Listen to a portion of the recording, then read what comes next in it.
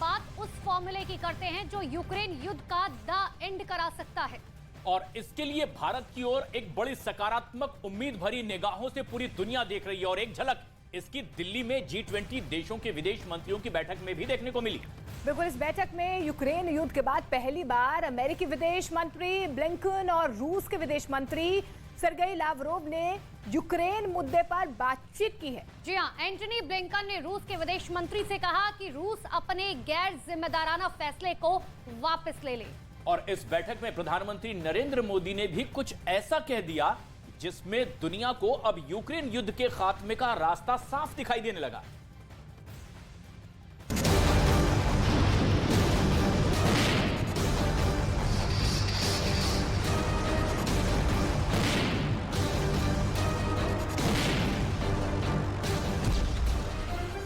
जब यूक्रेन में गोलों की बरसात हो रही है,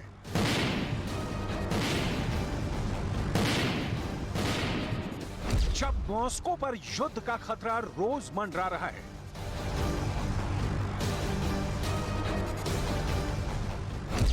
दुनिया एक तरफ व्लादिमीर पुतिन को देख रही है और दूसरी तरफ ज़ेलेंस्की पर नजरें गड़ी हुई हैं।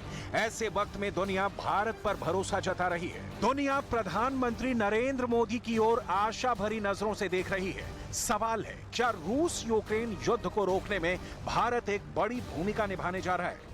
दुनिया के ताकतवर मुल्कों के विदेश मंत्रियों ने दिल्ली में प्रधानमंत्री नरेंद्र मोदी से मुलाकात की। इस मुलाकात को पूरी दुनिया बहुत ही भरोसे के साथ देख रही है। वजह है रूस यूक्रेन युद्ध।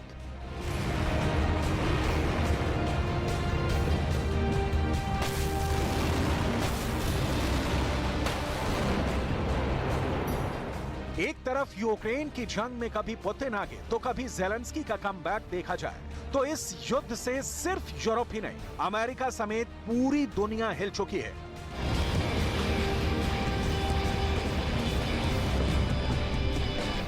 यूक्रेन से उड़े ड्रोन मॉस्को की दहलीज तक पहुंच रहे हैं। यूक्रेन की ये हिमाकत परमाणु युद्ध को दावत दे रहे हैं।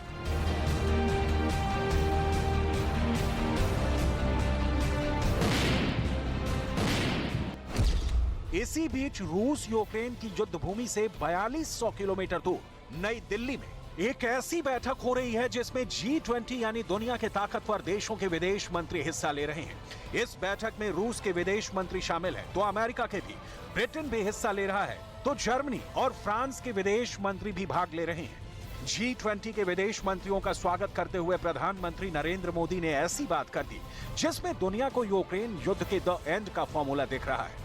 Financial crisis, climate change, pandemic, terrorism and wars clearly shows that global governance has failed in both its mandates.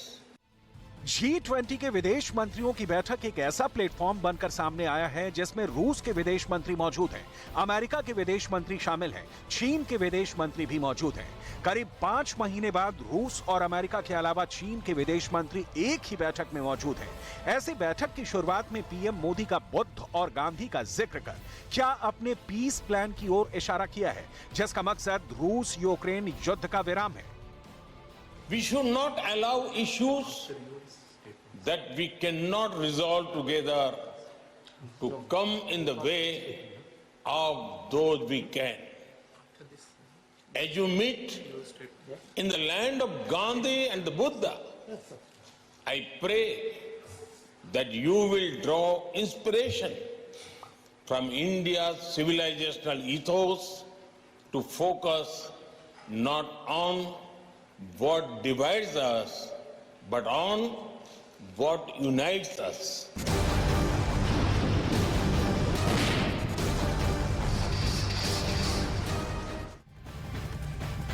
PM Modi के पीस प्लान से ही अब दुनिया को उम्मीदें हैं। ऐसे में सबसे बड़ा सवाल ये कि क्या पूरी दुनिया को वाकई में अब रूस यूक्रेन युद्ध का हल दिल्ली में ही निकलता दिखने लगा है? क्योंकि भारत और रूस के बीच अब जो है बातचीत का दौर आगे बढ़े, अमेरिका इस तरीके से अब प्रधानमंत्री नरेंद्र मोदी की तरफ देख रहा है। इतना ही नहीं, कई देश पहले भी इस बात की अपील कर चुके हैं कि प्रधानमंत्री नरेंद्र मोदी को रूस यूक्रेन जंग को खत्म कराने में बड़ी भूमिका निभानी चाहिए।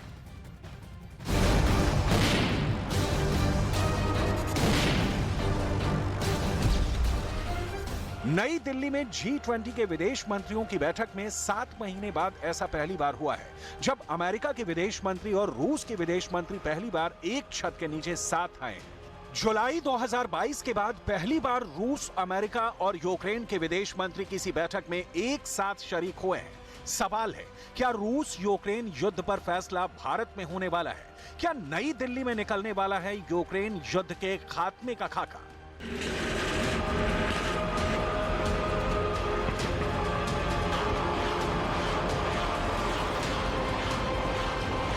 We are meeting at a time of deep global divisions.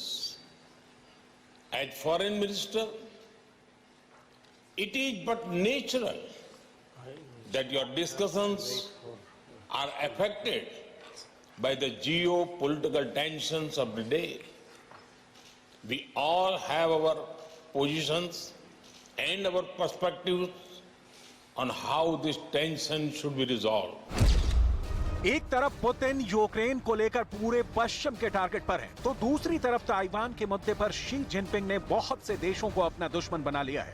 Putin और शी जिनपिंग दोनों अभी युद्ध वाले प्लेटफॉर्म पर एक साथ खड़े हुए नजर आ रहे हैं। फिलहाल दुनिया के सामने दो बहुत बड़ी चुनौतियां हैं। पहला है यूक्रेन का युद्ध और दूसरा है अशांत हो चुका इंडो पैसिफिक क्षेत्र। एक तरफ रूस की फौज यूक्रेन पर दिन रात बमबारी कर रही है, तो दूसरी तरफ ताइवान को लेकर शी जिनपिंग की जिद से अमेरिका और चीन में टकराव का खतरा बढ़ता जा रहा है। ऐसे में भारत G20 के मंच से एक बड़ा रोल निभा सकता है। G20 के विदेश मंत्रियों के सम्मेलन में भारत के विदेश मंत्री एस जयशंकर ने अमेरिकी विदेश मंत्री एंटनी ब्लिंकन के साथ बैठक की है, चीन के विदेश मंत्री के साथ बैठक की है, रूस के विदेश मंत्री के साथ खास बैठक की है। रूस के विदेश मंत्री सर्गेई लावरोव पहले ही भारत पहुंच गए थे। सर्गेई के पहले भारत आने के कई मायने निकाले जा रहे हैं। खासकर रूस के विदेश मंत्री सर्गेई लावरोव का पहले भारत आना, बुधवार को ही एस जयशंकर के साथ लंबी बैठक करना। एस जयशंकर के साथ सर्गेई लावरोव की बातचीत का ब्यौरा सामने नहीं आया है, लेकिन माना जा रहा है कि इस मीटिंग का मुख्य मुद्दा यूक्रेन युद्ध ही रहा। अभी जो है दुनिया में काफ़ी कुछ घटनाएं हुई हैं। अब जो G20 के सदस्य जो हैं, जो इस मुद्दे के साथ जो जुड़े हुए हैं, उनके इस मामले में अलग अलग विचार हैं, और हम जो हैं इस बार उनके विचार माने उनके बीच में इतना गैप था कि हम लोगों ने प्रयास तो की, पर प्रयास के बावजूद हम जो है इस समय सहमति बना नहीं पाए।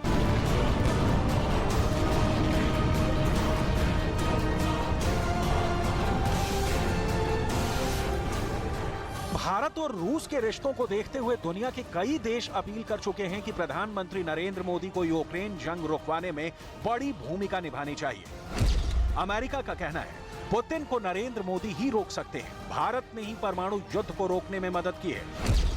मैक्सिको का कहना है मोदी ही रूस को रोक सकते हैं।